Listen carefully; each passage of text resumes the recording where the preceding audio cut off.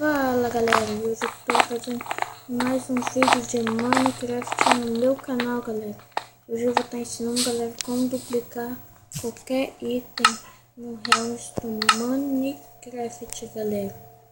Pode ser qualquer coisa, galera, diamante, ferro, ouro, tábua, madeira, qualquer coisa, galera.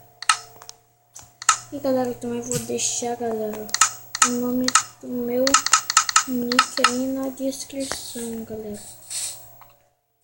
Então vamos, se vocês quiserem jogar Realms comigo ou nesse server. Então vamos lá, galera.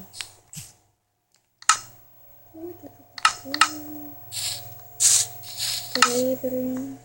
Ó, só tem uma calça aqui, galera. Vou pegar ela aqui pra vocês verem.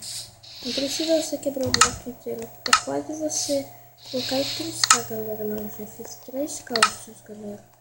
Então é fácil, galera, e facilita muito, galera.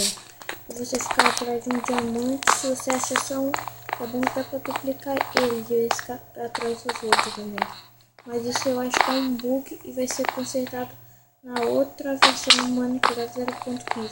Então é isso, galera. E não se esqueça, galera, de se inscrever e deixar o link, galera.